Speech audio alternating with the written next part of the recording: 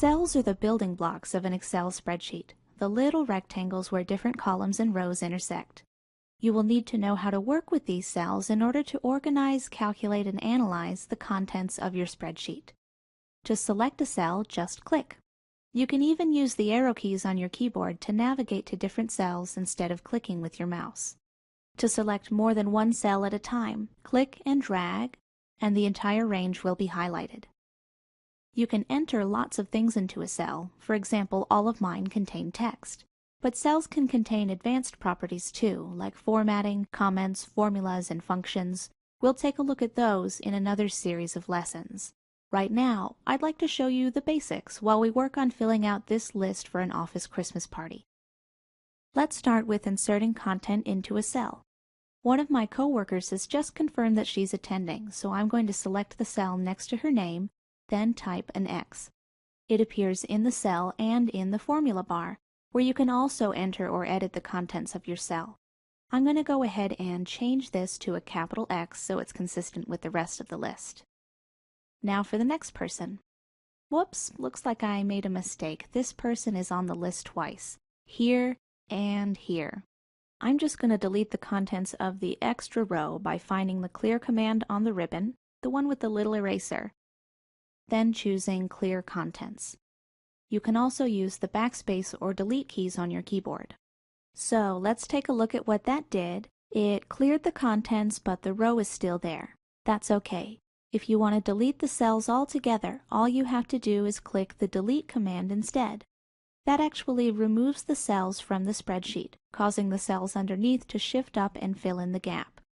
Just take care to remember the difference between clearing the contents and deleting the cell, so you don't accidentally remove any cells, columns, or rows that you wanted to keep.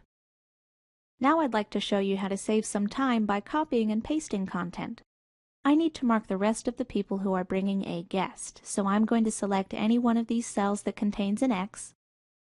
Then I'm going to click Copy, select the cells where I want the X to go, then Paste. To access more paste options, open the drop-down menu here. These commands will be more useful to advanced users who are working with cells that contain formulas or formatting. You can also get to these commands by right-clicking a cell in the worksheet. For example, to cut and paste, select your cells. Now right-click, then choose Cut.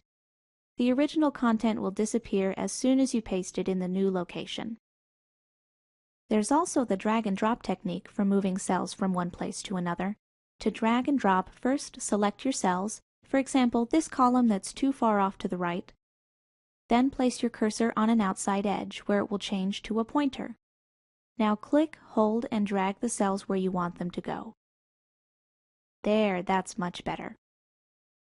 To mark the rest of the people who are going to attend, I'm going to use one of my favorite techniques, filling in cells with the fill handle. You can fill vertically or horizontally by selecting the cell you want to use, then clicking and dragging the square in the bottom right corner, that's the fill handle, over the cells you want to fill. Now you know the basics, including insert and delete, cut, copy, and paste, drag and drop, and using the fill handle. Everything you need to work with cells in Excel 2010. Like what you just saw? Rate it. Add a comment. Subscribe to our channel. The freedom to learn. What you want, when you want. Absolutely free.